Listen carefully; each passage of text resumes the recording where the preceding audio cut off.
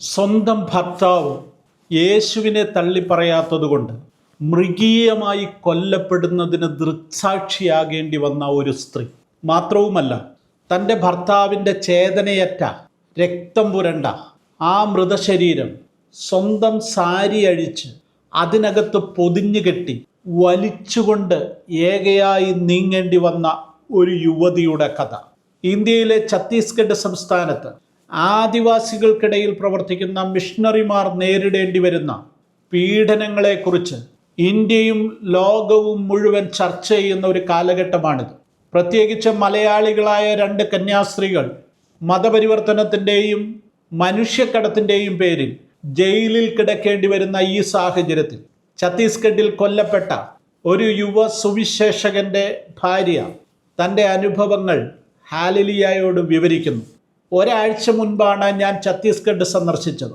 ഛത്തീസ്ഗഡിലെ ഇന്ത്യ പെന്തക്കോസ്ത് ദൈവസഭയുടെ സംസ്ഥാന പ്രസിഡന്റ് പാസ്റ്റർ ജിജി പോളുമായി ബന്ധപ്പെട്ട് അദ്ദേഹത്തിൻ്റെ പ്രവർത്തന മേഖലകളിലൂടെ അദ്ദേഹം എന്നെ കൊണ്ടുപോകുകയും ആ കൂട്ടത്തിൽ എൻ്റെ കരളലിയിച്ച ഏറ്റവും വേദനാപൂർണമായ ഒരനുഭവമായിരുന്നു സുവിശേഷകൻ സുമാരു മർക്കാമിൻ്റെ ഭാര്യ ഗോംജി മർക്കാമിനെ നേരിട്ട് കണ്ട അനുഭവം. 2015 സുമാരു മർക്കാം എന്ന സുവിശേഷകൻ അതിദാരുണമായി കൊല്ലപ്പെട്ടത്. ഛത്തീസ്ഗഡിലെ സുവിശേഷ പ്രവർത്തനങ്ങളെക്കുറിച്ചും മിഷണറി പ്രവർത്തനങ്ങളെക്കുറിച്ചും ഒക്കെ പറയുമ്പോൾ നാം അവിടെ മനസ്സിലാക്കേണ്ട അടിസ്ഥാനപരമായ 2-3 കാര്യങ്ങളുണ്ട്. ആ നാട്ടിൽ പ്രവർത്തിക്കുന്ന മിഷണറിമാരാരും തങ്ങൾ പിറന്ന നാട്ടിലേക്ക് മടങ്ങിപ്പോകാമെന്ന ഉറപ്പോടെയല്ല അവിടെ നിൽക്കുന്നത്. ഏത് നിമിഷവും തങ്ങളുടെ ജീവൻ അപകടത്തിലാകും എന്ന് തിരിച്ചറിഞ്ഞുകൊണ്ട് തന്നെയാണ് ആ ദേശത്തെ ആദിവാസികളെ സ്നേഹിച്ച് ക്രിസ്തുവിൻ്റെ സന്ദേശവുമായി അവർക്കിടയിൽ ഈ മിഷണറിമാർ പ്രവർത്തിച്ചു കൊണ്ടിരിക്കുന്നത്. അതിവിശാലമായ ഛത്തീസ്ഗഡിൻ്റെ വനമേഖല, ആ മേഖല മുഴുവൻ നക്സലുകളുടെ സ്വാധീന മേഖലയാണ്. നക്സലുകൾ തേർവാഴ്ച നടത്തുന്ന ആ ദേശത്ത് നമ്മുടെ ഗവൺമെൻറ്റുകൾക്ക് കാര്യമായി ഇന്നും ഒരു സ്വാധീനവും ചെലുത്തുവാൻ സാധിക്കുന്നില്ല എന്നുള്ളതാണ് യാഥാർത്ഥ്യം. നക്സലുകളുടെ അധികാര പരിധിയിൽപ്പെട്ട ഗ്രാമങ്ങളിൽ സുവിശേഷവുമായി ചെന്നെത്തുന്ന മിഷണറിമാർ അവർ പലതരത്തിലുള്ള പ്രതിസന്ധികളിലേക്കാണ് ചെന്നു ചാടുന്നത്. ഒന്നാമത്, ഇവർ നക്സലുകളുടെ നോട്ടപ്പുള്ളികളായി മാറുന്നു. രണ്ടാമത്, ഏതെങ്കിലും ഒരാൾ ആ ഗ്രാമത്തിൽ നിന്ന് ക്രിസ്തുവിനെ സ്വീകരിച്ച് ക്രിസ്തു വിശ്വാസത്തിലേക്ക് നയിക്കപ്പെട്ടാൽ ആ വ്യക്തിയും ഈ ചെന്ന സുവിശേഷകനും ആ ഗ്രാമീണരുടെ മുഴുവൻ ശത്രു പട്ടികയിൽ ഇടം നേടുന്നു. ഇപ്പം 2 ഭാഗത്തു നിന്നുമുള്ള എതിർപ്പുകൾ ഇവർ നേരിടേണ്ടി വരുന്നുണ്ട്. അങ്ങനെ പ്രവർത്തിക്കുന്ന നിരവധി കന്യാസ്ത്രീകൾ, മിഷണറിമാർ ഒക്കെ ആ പ്രദേശങ്ങളിലുണ്ട്. കത്തോലിക്ക സഭ കുറെ കൂടെ വ്യവസ്ഥാപിതമായി വിദ്യാഭ്യാസ സ്ഥാപനങ്ങൾ ഉണ്ടാക്കിയും അതുര ശുശ്രൂഷ കേന്ദ്രങ്ങൾ സ്ഥാപിച്ചുമൊക്കെ ആ മേഖലകളിൽ അതിശക്തമായ നിലയിൽ പ്രവർത്തിക്കുന്നുണ്ട്. ഇവാഞ്ചലിക്കൽ സഭകൾ, പെന്തക്കോസ്ത് സഭകൾക്കൊക്കെ ആ മേഖലയിൽ ധാരാളം പ്രവർത്തനങ്ങളുണ്ട്. എന്നാൽ ആ പ്രവർത്തനങ്ങൾ എപ്പോഴും പ്രതിസന്ധിയുടെ മധ്യത്തിലാണ്. എതിർപ്പുകൾ ഉണ്ടാകുമെന്ന് അറിഞ്ഞുകൊണ്ട് തന്നെ ജീവൻ പണയം വെച്ച് ക്രിസ്തുവിനു വേണ്ടി അവിടെ പ്രവർത്തിക്കുന്ന എല്ലാ സുവിശേഷകരെയും എല്ലാ മിഷണറിമാരെയും ആദരവോടെ ഓർത്തുകൊണ്ട് ഞാൻ ഈ കഥയിലേക്ക് പ്രവേശിക്കട്ടെ. ദന്തേവാഡെ ഡിസ്ട്രിക്റ്റിലെ കട്ടക്കല്യാൺ എന്ന് പറയുന്ന ചെറിയൊരു ഗ്രാമം, ഉൾവനങ്ങളിലൂടെ യാത്ര ചെയ്തു വേണം നമുക്ക് അവിടെ എത്തുവാൻ. ആ ഗ്രാമത്തിലെ ഒരു ചെറുപ്പക്കാരൻ സുമാരു മർക്കാം യേശുവിനെ രക്ഷിതാവായി സ്വീകരിക്കുന്നു. കട്ടക്കല്യാണിലുള്ള IPC സഭയിൽ ആ ചെറുപ്പക്കാരൻ ആരാധനയ്ക്കായി പതിവായി പോയി തുടങ്ങി. ആ മേഖലയുടെ ഒരു പ്രധാനപ്പെട്ട പ്രശ്നം ആവശ്യത്തിന് ചികിത്സാ സൗകര്യങ്ങൾ ഈ ആദിവാസികൾക്ക് ലഭിക്കുന്നില്ല എന്നുള്ളതാണ്. രോഗം വന്നാൽ 10-50 കിലോമീറ്ററുകൾക്കപ്പുറം പോയെങ്കിലേ ഒരു ചെറിയ ആശുപത്രിയിൽ എത്തുകയുള്ളൂ. അപ്പോഴേക്ക് ഇവരുടെ ജീവൻ പോയിരിക്കും. ഇങ്ങനെയുള്ള സാഹചര്യത്തിൽ പ്രാദേശിക വൈദ്യന്മാരോ ആദിവാസികളുടെ ചികിത്സാ രീതികളോ ഒക്കെ പരീക്ഷിച്ച് പരാജയപ്പെട്ട് നിത്യരോഗികളായി മാറുന്ന ധാരാളം ആളുകൾ ആ മേഖലയിലെല്ലാം ഉണ്ട്. ഇങ്ങനെയുള്ള രോഗികളെ തൻ്റെ വീട്ടിൽ കൊണ്ടുവന്ന് ശുശ്രൂഷിക്കുകയും മരണാസന്നരായ അവർക്ക് വേണ്ടി നിരന്തരം പ്രാർത്ഥിക്കുകയും ചെയ്യുന്ന ഒരു ദൗത്യമാണ് ഈ സുമാരു മർക്കാം എന്ന് പറയുന്ന ചെറുപ്പക്കാരൻ ഏറ്റെടുത്തത്. അതിനുവേണ്ടി അദ്ദേഹം തൻ്റെ വീടിനോട് ചേർന്ന് 2 ചെറിയ മുറികൾ ഉണ്ടാക്കുകയും ഗ്രാമത്തിൽ രോഗികളായി മരണാസന്നരായ ആളുകളെ അവിടേക്ക് കൊണ്ടുവന്ന് ആഹാരവും മറ്റ് സൗകര്യങ്ങളുമൊക്കെ ഒരുക്കി കൊടുത്ത് അവരെ ശുശ്രൂഷിക്കുകയും ചെയ്തു. അതോടൊപ്പം അവർക്ക് വേണ്ടി പ്രാർത്ഥിക്കുന്നു. അങ്ങനെ പ്രാർത്ഥനയിലൂടെയും ഈ ശുശ്രൂഷയിലൂടെയും ഈ രോഗികൾ സൗഖ്യമാകുമ്പോൾ അവർ യേശുവിനോട് സ്നേഹമുള്ളവരായി മാറുന്നു. തങ്ങളെ വിടുവിച്ച യേശുവിൽ വിശ്വാസമുള്ളവരായി മാറുന്നു. ഇതായിരുന്നു മർക്കാമിൻ്റെ പ്രവർത്തന രീതി. ഈ രീതിയോട് എതിർപ്പുള്ള കുറേ ആളുകൾ ആ ഗ്രാമത്തിലുണ്ടായിരുന്നു. അവർ മർക്കാമിനെതിരെ വലിയൊരു ഗൂഢാലോചന നടത്തുകയും ഈ സുമാരു മർക്കാം പോലീസിന് നക്സലുകളെ കുറിച്ചുള്ള വിവരങ്ങൾ നൽകുന്ന ആളാണെന്ന് നക്സലുകളെ ധരിപ്പിക്കുകയും ചെയ്തു. അതേ തുടർന്ന് നക്സലൈറ്റുകൾ സുമാരു മർക്കാമിനെ തട്ടിക്കൊണ്ടുപോയി. സുമാരു മർക്കാമിനെ ഉൾവനത്തിലേക്ക് നക്സലുകൾ കൊണ്ടുപോയിരിക്കുന്നു എന്നറിഞ്ഞപ്പോൾ യുവതിയും ഗർഭിണിയുമായ ഭാര്യയും സുമാരുവിൻ്റെ മാതാവും 2 ബന്ധുക്കളും കൂടെ ഈ നക്സലുകൾ ഉള്ള സ്ഥലത്തേക്ക് ചെല്ലുകയാണ്, വനത്തിനകത്തേക്ക്. അവിടെ അതിക്രൂരമായ നിലയിൽ പീഡിപ്പിക്കപ്പെടുന്ന സുമാരുവിനെ അവർ കണ്ടു. സുമാരുവിനോട് നക്സലുകൾ ആവശ്യപ്പെട്ട ഒരേ ഒരു കാര്യം, നീ ക്രിസ്ത്യാനിത്വത്തെ തള്ളിപ്പറയണം, യേശുവിനെ ഉപേക്ഷിക്കണമെന്നുള്ളതായിരുന്നു. എന്നാൽ സുമാരു അതിന് തയ്യാറായില്ല. ഭാര്യയുടെ മുൻപിൽ വെച്ച് ഒരു കോടാലി കൊണ്ട് മർക്കാമിൻ്റെ പിടലിക്ക് വെട്ടി അതിക്രൂരമായി മർക്കാമിനെ അവർ കൊന്നുകളഞ്ഞു. തൻ്റെ പ്രിയതമൻ്റെ ചേതനയേറ്റ ശരീരത്തിൻ്റെ മുൻപിൽ അലറി വിളിക്കുന്ന ഗോംജി എന്ന് പറയുന്ന ഈ യുവതി, അവളോട് നക്സലുകൾ പറഞ്ഞു, നീ തന്നെ നിന്റെ ഭർത്താവിൻ്റെ ശരീരം ഇവിടെ നിന്ന് എടുത്തുകൊണ്ട് പോകണം. ഏകദേശം 3 കിലോമീറ്ററുകൾ വനത്തിലൂടെ യാത്ര ചെയ്താൽ മാത്രമേ ഗ്രാമത്തിൻ്റെ അതിർത്തിയിൽ എത്തുകയുള്ളൂ, റോഡിലേക്ക് എത്തുകയുള്ളൂ. ആ ദൂരം മുഴുവൻ നിന്റെ ഭർത്താവിൻ്റെ ശരീരം നീ തന്നെ വേണമെങ്കിൽ എടുത്തുകൊണ്ട് പോകണം, മറ്റാരെയും സഹായത്തിന് കൂട്ടുവാൻ പാടില്ല. ഒടുവിൽ ആ സ്ത്രീ തൻ്റെ സാരി അഴിച്ച് ചോര പുരണ്ട തൻ്റെ ഭർത്താവിൻ്റെ മൃതദേഹം ആ സാരിക്കകത്ത് പൊതിഞ്ഞ് അവൾ അത് വലിക്കുവാൻ തുടങ്ങി. 10-15 ചുവടുകൾ മാത്രമേ അവൾക്കത് വലിച്ചു നീക്കുവാൻ സാധിച്ചുള്ളൂ. അപ്പോഴേക്ക് അവൾ കുഴഞ്ഞു വീണുപോയി. അപ്പോൾ ഈ ക്രൂരന്മാരായ നക്സലൈറ്റുകൾ വധിക്കപ്പെട്ട സുമാരുവിൻ്റെ മാതാവിനോട് പറഞ്ഞു അവളെ സഹായിക്കുവാൻ. ഈ അമ്മായിയമ്മയും മരുമകളും ചേർന്ന് ആ മൃതദേഹം വലിച്ച കുറെ ദൂരത്തോളം കൊണ്ടുപോയി. ഒടുവിൽ ഗ്രാമത്തിൽ നിന്നെത്തിയ മറ്റു ചിലരുടെ സഹായത്തോടുകൂടെ ആ മൃതദേഹം സ്വന്തം വീട്ടിലേക്ക് കൊണ്ടുപോവുകയായിരുന്നു. ഇതാണ് സുമാരു മർക്കാം എന്ന രക്തസാക്ഷിയുടെ ജീവൻ പിടഞ്ഞു വീണ അനുഭവം. ആ സുമാരു മർക്കാമിൻ്റെ മരണം കണ്ട ആ മൃതദേഹം വലിച്ചു കൊണ്ടുപോയ ആ ഗർഭിണിയായ സഹോദരി, ആ സഹോദരിയെ ഛത്തീസ്ഗഡിൽ ഞാൻ കണ്ടുമുട്ടി. അവരുമായി പാസ്റ്റർ ജിജി പോൾ സംസാരിക്കുന്നതും അതിൻ്റെ പരിഭാഷയും ഉൾപ്പെടുന്ന ഒരു 2ാം ഭാഗം ഈ വീഡിയോയുടെ തുടർച്ചയായി കൊടുത്തിട്ടുണ്ട്. ഏത് വിശ്വാസത്തിനു വേണ്ടി തൻ്റെ പ്രിയതമൻ മരണമടഞ്ഞോ അതേ വിശ്വാസത്തിൽ ഉറച്ചു നിൽക്കുന്ന ആ സഹോദരിയുടെ വാക്കുകൾ കേൾക്കുക.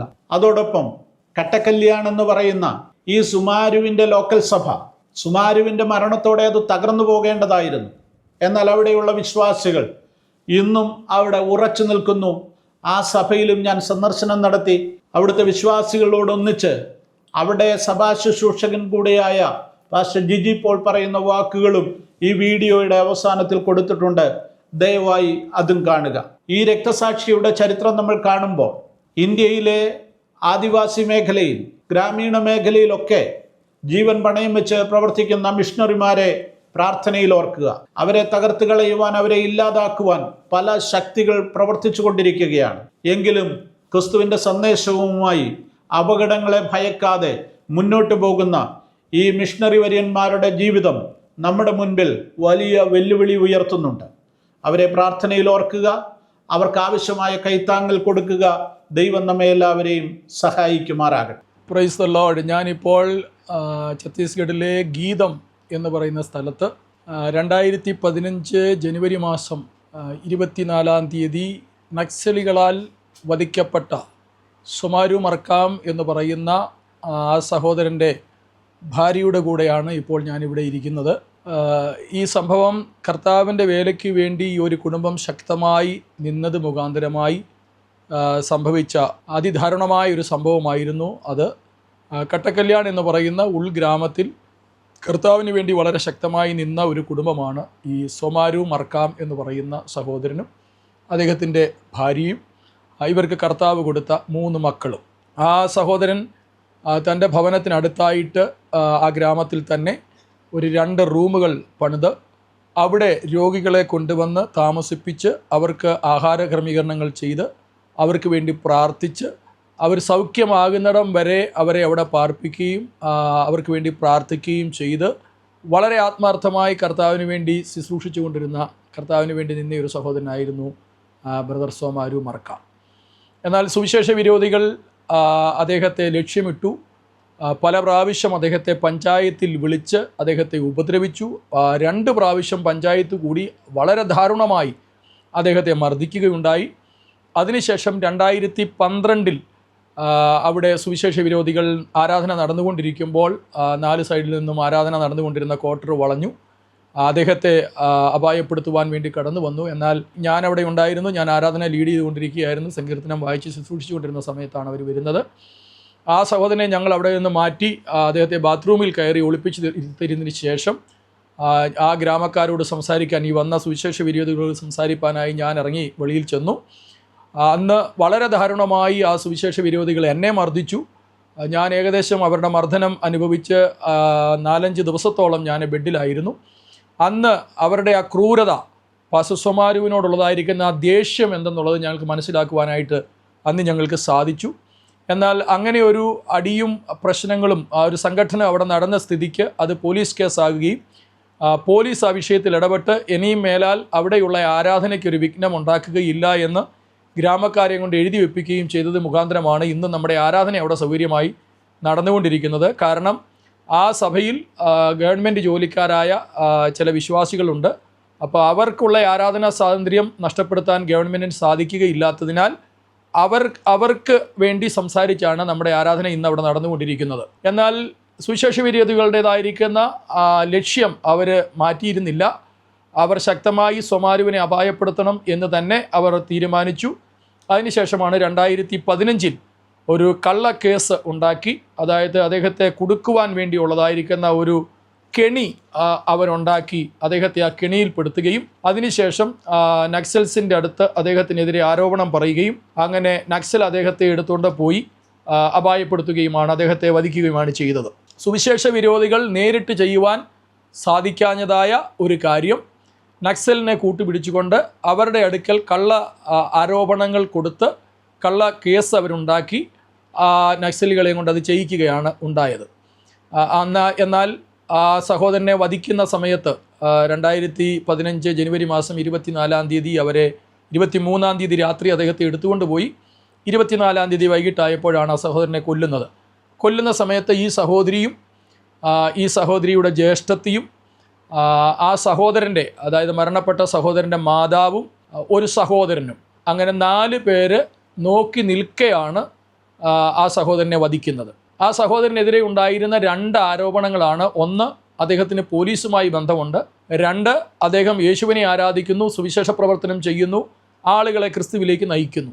ഈ 2 ആരോപണങ്ങളാണ് അദ്ദേഹത്തിനെതിരെ ഉണ്ടായിരുന്നത്. എന്നാൽ ആദ്യത്തെ ആരോപണം പൂർണ്ണമായും തെറ്റായ ഒരു ആരോപണമായിരുന്നു. കാരണം അദ്ദേഹത്തിന് അങ്ങനെയുള്ളതായിരിക്കുന്ന യാതൊരു ബന്ധങ്ങളോ കാര്യങ്ങളോ പോലീസുമായിട്ടുണ്ടായിരുന്നില്ല. എന്നാൽ നക്സലുകൾ വിളിക്കുന്ന ഏതൊരു മീറ്റിങ്ങിലും ഗ്രാമത്തിലുള്ള ആളുകൾ പോകേണ്ടത് ആവശ്യമാണ്, നിർബന്ധമായി അവർ പോയിരിക്കണം എന്നുള്ളത് കൊണ്ട് അവരുടെ മീറ്റിങ്ങുകളൊക്കെ പോകുകയും സഹകരിക്കുകയും അദ്ദേഹം ചെയ്തുകൊണ്ടിരുന്നു എന്നുള്ളത് വാസ്തവമാണ്.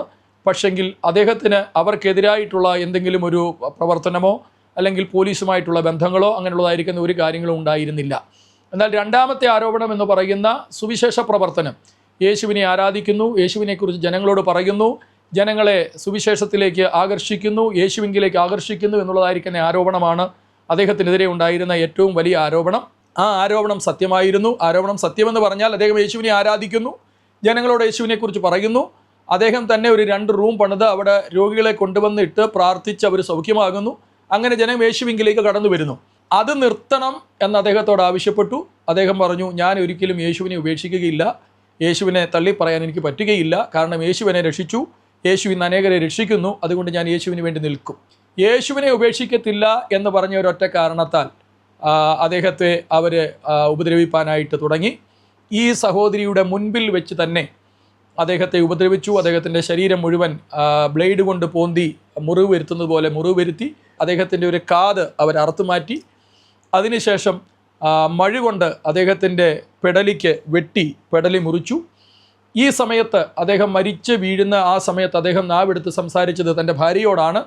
തൻ്റെ ഭാര്യയോട് പറയുന്നത്, ഞാൻ യേശുവിൻ്റെ അടുക്കിലേക്ക് പോകുന്നു, നീയോ കുഞ്ഞുങ്ങളോ യേശുവിനെ ഉപേക്ഷിക്കരുത് എന്ന് പറഞ്ഞിട്ടാണ് അദ്ദേഹം മരിക്കുവാനിടയായി തീർന്നത്. അതിനുശേഷം ഈ സഹോദരി തന്നെ നക്സലിനോട് വളരെ ആവശ്യപ്പെട്ടതിന് അനുസരിച്ച് അവർ ആ ബോഡി വിട്ടുകൊടുത്തു. ഈ സഹോദരി തന്നെ അദ്ദേഹത്തിൻ്റെ സാരി എടുത്ത് ആ സാരിയിൽ ആ ബോഡി വലിഞ്ഞു കെട്ടി അവിടെ നിന്ന് കൊണ്ടുവരുവാനാണ് ഇടയായത്. എന്നാൽ നക്സൽ അവരോട് ആവശ്യപ്പെട്ടു, ആ ബോഡിയിൽ മറ്റാരും സ്പർശിക്കുവാൻ പാടില്ല, നീ തന്നെ കൊണ്ടുപോകണം. എന്നാൽ അദ്ദേഹത്തിന് തന്നെ കൊണ്ടുവരാൻ പറ്റാഞ്ഞതുകൊണ്ട് വളരെ അവരുമായി കെഞ്ചി അപേക്ഷിച്ചത് അനുസരിച്ച് അദ്ദേഹത്തിൻ്റെ മാതാവ് കൂടെ സഹായിക്കാനായിട്ട് അവർ സമ്മതിച്ചു. അങ്ങനെ മാതാവും ഈ സഹോദരിയും ഒരുമിച്ച് ചേർന്നാണ് തൻ്റെ ഭർത്താവിൻ്റെ ശരീരം അവിടെ നിന്ന് കൊണ്ടുവരുന്നത്. അതിനുശേഷം വലിയ പോലീസ് ഫോഴ്സ്, CRPFൻ്റെ ഫോഴ്സ് എല്ലാം അവിടെ വലിയ ക്യാമ്പ് അടിച്ചു. അതിനുശേഷം അവിടെ നക്സൽസിൻ്റെ ഒരു വലിയ ഗ്യാങ് അവിടെ എത്തിയിരുന്നു. അത് കാരണം ആ ബോഡി നമുക്ക് വിട്ടുകിട്ടുകയോ അടക്കുവാൻ സാധിക്കുകയോ ഒന്നും ചെയ്തില്ല. പിന്നീട് ആ ബോഡി ദഹിപ്പിച്ച് കളയുകയാണ് ഉണ്ടായത്. ഇപ്പോൾ ആ സഹോദരി നമ്മോട് ഒപ്പമുണ്ട്. ആ ഗ്രാമം ഇപ്പോൾ ഈ സഹോദരിക്ക് വേണ്ടി നമ്മൾ പണിത ഭവനത്തിലാണ് ഇപ്പോൾ നമ്മൾ ഇരിക്കുന്നത്. നമ്മളിവിടെ ഒരു 6 സെൻറ്റ് സ്ഥലം വാങ്ങി അതിനുശേഷം ഒരു ചെറിയ ഭവനം അദ്ദേഹത്തിന് വേണ്ടി ഇവിടെ നമ്മൾ നിർമ്മിച്ചു കൊടുത്തു. ഈ സംഭവം നടന്ന ഗ്രാമത്തിൽ നിന്നും ഏകദേശം 52 കിലോമീറ്റർ ദൂരെയാണ് ഇപ്പോൾ ഈ സഹോദരി താമസിക്കുന്നത്. ഇവിടെ നമുക്ക് ഗീതം എന്ന് പറയുന്ന സ്ഥലത്തുള്ള നമ്മുടെ ആരാധനാലയമുണ്ട്. അവിടെയാണ് ഈ സഹോദരി ഇപ്പോൾ ആരാധനയ്ക്കായി പോകുന്നത്. ഇപ്പോൾ അദ്ദേഹത്തിന് ജീവിക്കുവാനുള്ള ക്രമീകരണം എന്ന് പറയുന്നത് ഈ നക്സൽ ആക്രമണത്താൽ അദ്ദേഹത്തിൻ്റെ ഭർത്താവ് മരിച്ചതുകൊണ്ട് അദ്ദേഹത്തിന് ഒരു സ്കൂളിൽ പ്യൂണായിട്ട് അദ്ദേഹത്തിന് ജോലി ലഭിച്ചു. ആ ജോലിയാണ് അവരുടെ ജീവസന്ധാരണമായിട്ട് ഇപ്പോൾ നടന്നുകൊണ്ടിരിക്കുന്നത്. തന്നെയല്ല, അവർക്ക് 3 കുഞ്ഞുങ്ങളുണ്ടായിരുന്നു. അതിലൊരു മകൾ കഴിഞ്ഞ വർഷം ഈ ലോകത്ത് നിന്ന് മാറ്റപ്പെട്ടു. പെട്ടെന്നൊരു അസുഖമുണ്ടായി, മകൾ ഈ ലോകത്ത് നിന്ന് മാറ്റപ്പെട്ടു. അതിനുശേഷമുള്ള 2 കുഞ്ഞുങ്ങൾ നമ്മുടെ ഹോസ്റ്റലിൽ, ജഗദൽപൂരിലുള്ള ഹോസ്റ്റലിൽ അവർ പഠിച്ചുകൊണ്ടിരുന്നു. എന്നാൽ ഈ വർഷം അവർ മാതാവിനോട് കൂടെ തന്നെ താമസിച്ച് ഈ ടൗണിൽ അവർക്ക് താമസ സൗകര്യം ഉണ്ടായതുകൊണ്ടും അടുത്ത് സ്കൂൾ സൗകര്യമുള്ളതുകൊണ്ടും മാതാവിനോട് ചേർന്ന് ഇവിടെ അടുത്തുള്ള സ്കൂളിൽ അഡ്മിഷൻ എടുത്ത് അവരിപ്പോൾ താമസിക്കുകയാണ്. കഴിഞ്ഞ വർഷം വരെ ആ കുഞ്ഞുങ്ങളെ ഞാനാണ് എന്നോട് ചേർന്ന് എൻ്റെ ഭവനത്തിൽ താമസിപ്പിച്ച് പഠിപ്പിച്ചുകൊണ്ടിരിക്കുകയായിരുന്നു. എന്നാൽ ഈ വർഷം മുതൽ മാതാവിനോട് ചേർന്ന് ഇവിടെ അടുത്തുള്ള സ്കൂളിൽ അവർ പഠിക്കുവാൻ തക്കവണ്ണം അവരിപ്പോൾ ഇവിടെ അഡ്മിഷൻ എടുത്തിരിക്കുകയാണ്. ഇതാണ് ഈ സഹോദരിയെക്കുറിച്ചുള്ളതായിരിക്കുന്ന വിവരങ്ങൾ. വളരെ കഷ്ടതയിൽ കൂടെ, വേദനയിൽ കൂടെ കർത്താവിന് വേണ്ടി വില കൊടുത്ത് നിൽക്കുന്ന ഒരു കുടുംബമാണ് ഈ കുടുംബം. നമ്മളൊക്കെ കഷ്ടതയെക്കുറിച്ച് പറയാറുണ്ട്, വേദനകളെക്കുറിച്ചൊക്കെ പറയാറുണ്ട്, കർത്താവിന് വേണ്ടി അനുഭവിക്കുന്നതിനെക്കുറിച്ച് പറയാറുണ്ട്. പക്ഷേ ഇന്ന് വരെയും നമ്മളാരും കർത്താവിന് വേണ്ടി കൊടുക്കേണ്ടതായിരിക്കുന്ന നിലയിലുള്ള വില കൊടുത്തിട്ടില്ല. എന്നാൽ ഈ സഹോദരി ഇന്ന് കർത്താവിന് വേണ്ടി നിൽക്കുന്നത് തൻ്റെ ഭർത്താവ് കർത്താവിൻ്റെ നാമത്തിന് വേണ്ടി ജീവിച്ച് രക്തസാക്ഷിയായതിന് ശേഷവും യേശുവിനെ തള്ളിക്കളയാതെ യേശുവിന് വേണ്ടി ശക്തമായി ഇന്ന് ജീവിക്കുന്ന സാക്ഷിയായി ഈ സഹോദരി നമ്മുടെ മുമ്പിലായിരിക്കുന്നു. അതോർത്ത് ഞാൻ കർത്താവിനെ സ്തുതിക്കുന്നു. आप सभी को जय मसीह की। सबसे पहले मैं जो हमारे बीच में जो अंकल जो तीनों आए हैं, इनके लिए मैं परमेश्वर को धन्यवाद करती हूँ कि आज हम लोग इस जगह आए हैं। तो अंकल आंटी के वजह में कि हम पहले से छोटे समय से हम लोग विश्वासी थे, दोनों पति पत्नी प्रभु में सेवा करते थे और सेवा करते करते हम लोग കർത്താവിൻ്റെ മഹത്വം. ഇന്ന് പകലിൽ എൻ്റെ ഭവനത്തിൽ ഈ പ്രിയപ്പെട്ടവർക്ക് കടന്നു വരുവാൻ കർത്താവ് ഇടയാക്കി. ആയതോർത്ത് ഞാൻ ദൈവത്തെ സ്തുതിക്കുന്നു. പ്രത്യേകാൽ ഞങ്ങളുടെ ചെറുപ്രായത്തിൽ തന്നെ ഞാനും എൻ്റെ ഭർത്താവും ഞങ്ങൾ വിശ്വാസ ജീവിതത്തിലായിരുന്നു. അങ്ങനെ കർത്താവിനെ സേവിപ്പാൻ കർത്താവ് ഞങ്ങളെ സഹായിച്ചു. जब हम लोगों को प्रभु में गए बोल के बहुत से मारपीट करे, उतना समय से 2006 से लेकर 2014 तक ऐसा हादसा हो गया. ഞങ്ങൾ കർത്താവിനെ സേവിക്കുന്നു എന്നുള്ള കാരണത്താൽ, കർത്താവിനെ ആരാധിക്കുന്നു എന്നുള്ള കാരണത്താൽ ഗ്രാമക്കാർ ഞങ്ങളെ വളരെ ഉപദ്രവിക്കുവാനിടയായി. 2006 മുതൽ 2014 വരെ ഉള്ള ദീർഘവർഷങ്ങൾ സുവിശേഷം കാരണത്താൽ, കർത്താവ് കാരണത്താൽ ഉപദ്രവം സഹിക്കേണ്ടതായ അനുഭവങ്ങൾ ഞങ്ങളുടെ ജീവിതത്തിലുണ്ടായി. उस समय से जब मेरे हस्बैंड ख़त्म हो गए, नक्सली लोग मारे, तब उस समय से भी जीजी अंकल सर हमारे पास खड़े थे. जब मैं प्रेग्नेंट में थी, 2 महीना था, 2.5 महीना हुआ था, उतना समय भी मेरे बच्चे पेट में था. उतना समय मैं फ़ोन करने से फिर मेरे पास्टर सर मुझे बहुत अच्छा कर दिए कि वो हम लोग जगदलपुर गए गाड़ी में जाके फिर जब मैं प्रेग्नेंट में थी उतना समय मेरा पेट का बच्चा भी मतलब गिर गया। उतना समय मैं शर्माई नहीं, मैं पूरा अंकल को बताने से अंकल आंटी जो प्रेमशिला सिस्टर उनको भी मैं धन्यवाद देना चाहती हूँ। इन लोग मेरे साथ बहुत मुझे मदद किए। आज भी मैं मदद से इस जगह पहुंची हूं और आज मेरे बच्चे छोटे छोटे थे। കർത്താവിൻ്റെ കൃപയാൽ എൻ്റെ ഭർത്താവ് സുവിശേഷ വേലയ്ക്ക് വേണ്ടി അല്ലെങ്കിൽ ദൈവനാമത്തിന് വേണ്ടി മരിച്ചുവെങ്കിലും സുവിശേഷ വിരോധികൾ അദ്ദേഹത്തെ കൊന്നുവെങ്കിലും ദൈവസഭ ഞങ്ങളെ കൈവിട്ടില്ല. പ്രത്യേകാൽ കർത്താവിൻ്റെ ദാസൻ ജിജി പാസ്റ്റർ അങ്കിൾ, അദ്ദേഹത്തിൻ്റെ കുടുംബം, മറ്റ് പ്രിയപ്പെട്ടവരൊക്കെ ഞങ്ങളോട് കൂടെ നിന്നു. പ്രത്യേകാൽ ഇതിന് ശേഷം ആ സമയത്ത് ഞാൻ പ്രഗ്നൻസി പീരീഡ് ആയിരുന്നു. ഈ സംഭവം കഴിഞ്ഞതിന് ശേഷം എൻ്റെ പ്രഗ്നൻസി തന്നെ നഷ്ടപ്പെട്ടു പോയ ഒരു സമയമുണ്ടായി. ആ സമയത്ത് പോലും എനിക്കുണ്ടായിരുന്ന എല്ലാ ആവശ്യങ്ങളിലും ദൈവസഭയും പ്രത്യേകാൽ കർത്താവിൻ്റെ ദാസനും ഞങ്ങളോട് കൂടെ നിൽക്കുകയും സഹകരിക്കുകയും ഞങ്ങൾക്ക് ആവശ്യമായ എല്ലാ ഒത്താശകളും ചെയ്തു തരികയും ഉണ്ടായി. ആയതോർത്ത് ഞാൻ കർത്താവിനെ സ്തുതിക്കുന്നു. जब मेरे बच्चे छोटे छोटे थे, नर्सरी में जा रहा था मेरा बेटा और सलोनी LKG में जा रही थी। दोनों बच्चे को मैं अंकल आंटी के पास छोड़ दी और मैं अकेली आई। 2016 में मुझे ड्यूटी मिला तो 2015 से मेरे बच्चे को छोड़ दी अंकल आंटी के पास। तो बच्चे लोगों को बहुत अच्छा देखभाल किए और आज इन्हीं के वजह में हम लोग अभी तक विश्वास में है प्रभु में. ആ സമയത്ത് എൻ്റെ ഭർത്താവിൻ്റെ മരണം നടക്കുന്ന സമയത്ത് എൻ്റെ കൊച്ചു കുഞ്ഞുങ്ങൾ രണ്ടുപേര് ചെറു കുഞ്ഞുങ്ങൾ രണ്ടുപേരും, ഒരാൾ LKGയിലും ഒരാൾ നഴ്സറിയിലും പോകുന്ന സമയമായിരുന്നു. ആ സമയത്ത് എനിക്ക് യാതൊരു നിവൃത്തിയും ഇല്ലായിരുന്നു. എന്നാൽ കർത്താവിൻ്റെ ദാസൻ എൻ്റെ രണ്ട് കുഞ്ഞുങ്ങളെ തൻ്റെ ഭവനത്തിലേക്ക് കൊണ്ടുപോയി. അതിനുശേഷം ഈ കഴിഞ്ഞ വർഷം വരെ 2015 മുതൽ ഈ കഴിഞ്ഞ വർഷം വരെ എൻ്റെ കുഞ്ഞുങ്ങളെ അവിടെ വളർത്തുവാനും നോക്കുവാനും ഒക്കെ ഇടയായി, അവിടെ പഠിപ്പിക്കുവാൻ ഇടയായി. ഇന്ന് ഞങ്ങൾ എന്തായിരിക്കുന്നുവോ എങ്ങനെയായിരിക്കുന്നുവോ അതിൻ്റെ എല്ലാം പിന്നിൽ കർത്താവിൻ്റെ ദാസനും ദൈവസഭയും ഞങ്ങളോട് കൂടെ നിന്നതുകൊണ്ടാണ് ഞങ്ങൾ ഇന്ന് ഇങ്ങനെ ആയിരിക്കുന്നത്. फिर प्यून में रहते 2015 में मुझे एक अच्छी ज़मीन मिला है अंकल आंटी ने और इस जगह मुझे 5 रूम का घर बना मतलब रूम है। मैं परमेश्वर को भी धन्यवाद देती हूँ। IPC चर्च जितने भी प्रभु के दास लोगों को पूरा को धन्यवाद देती हूँ, मदद किए हैं मेरे लिए बहुत। उस बात को मैं अभी याद करती हूँ तो मुझे बहुत रोना भी आता है.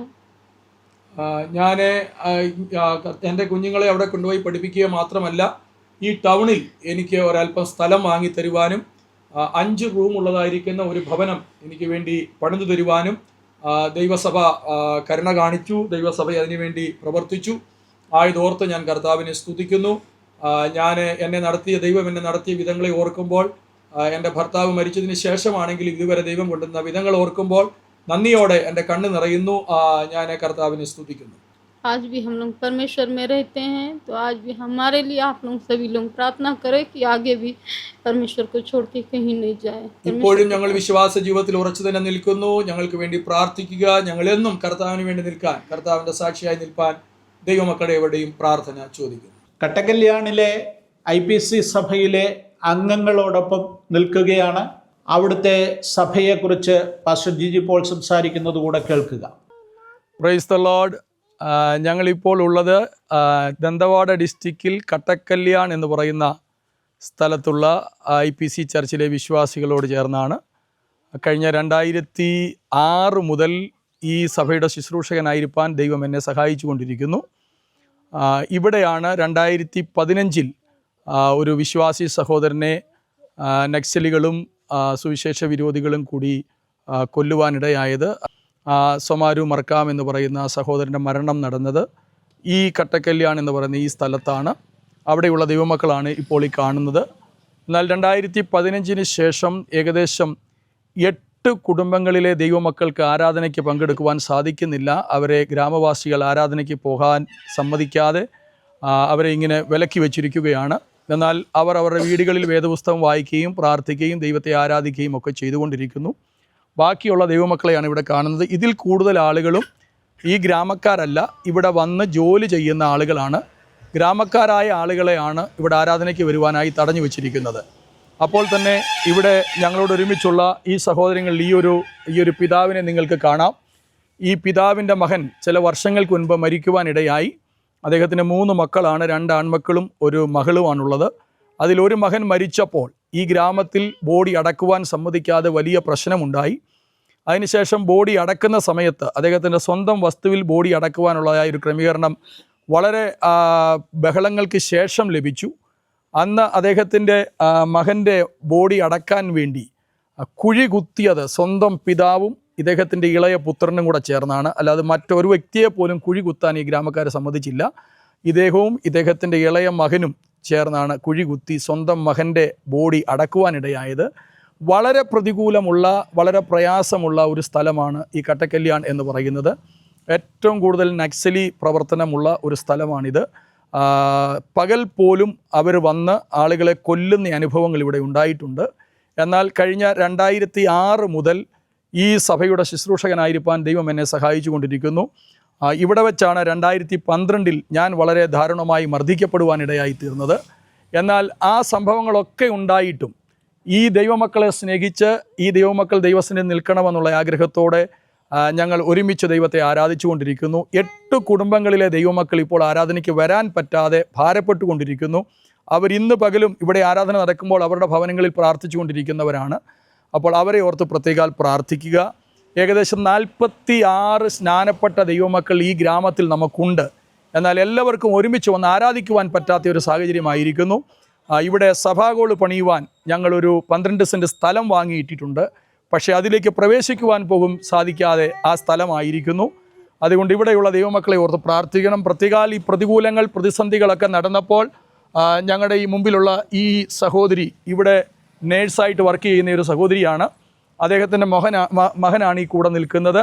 അതുപോലെ തന്നെ ഈ സഹോദരി ദസ്സി എന്ന് പറയുന്ന സഹോദരിയാണ്. ഇദ്ദേഹം വാടകയ്ക്ക് താമസിക്കുന്നു. ആ വാടക വീട്ടിൽ നിന്ന് ഇപ്പോൾ 2 ഭവനത്തിൽ നിന്ന് അദ്ദേഹത്തെ ഇറക്കി വിട്ടു. സ്വന്തം ഭവനത്തിൽ നിന്ന് അദ്ദേഹത്തെ ഇറക്കി വിട്ടു. അതിനുശേഷം താമസിക്കുവാൻ നിവൃത്തിയില്ലാതെ ഇപ്പോൾ വളരെ പ്രയാസത്തോടെ, വേദനയോടെ ആയിരിക്കുന്നു. ജയന്തി സിസ്റ്റർ അവിടെയുണ്ട്. അതുപോലെ തന്നെ ഈ സിസ്റ്ററുടെ മരുമകളായിട്ട് അവിടെ മരുമകളുണ്ട്. ഇവരെല്ലാവരും അന്ന് ആത്മാർത്ഥമായി കൂടെ നിന്നുകൊണ്ട് ഈ വേല നശിച്ചു പോയില്ല, നഷ്ടപ്പെട്ടു പോയില്ല. കൃപയാൽ ഈ വേല ഇന്നും നിന്നുകൊണ്ടിരിക്കുന്നു, ആരാധന നടന്നുകൊണ്ടിരിക്കുന്നു. ദൈവമക്കൾ കട്ടക്കല്യാണിനെ ഓർത്ത് പ്രാർത്ഥിക്കണം. ഇവിടുത്തെ ദൈവജനത്തെ ഓർത്ത് പ്രാർത്ഥിക്കണം. ഒരാരാധനാലയം ഉണ്ടാകാൻ ഈ ഗ്രാമം അനുവദിക്കാൻ പ്രത്യേകാൽ പ്രാർത്ഥനയെ ചോദിക്കുന്നു. കട്ടക്കല്യാണിലെ ദൈവമക്കൾ ദൈവത്തിന് വേണ്ടി നിൽപ്പാൻ വില കൊടുത്തു നിൽക്കുന്ന ഈ ദൈവമക്കൾ അവർ ദൈവരാജ്യത്തിന് വേണ്ടിയും ദൈവ വേലയ്ക്ക് വേണ്ടിയും നിൽപ്പാൻ എല്ലാവരുടെയും പ്രാർത്ഥന ചോദിക്കുന്നു. ഞാൻ നിർത്തുന്നു. കർത്താവ് നമ്മെ അനുഗ്രഹിക്കട്ടെ.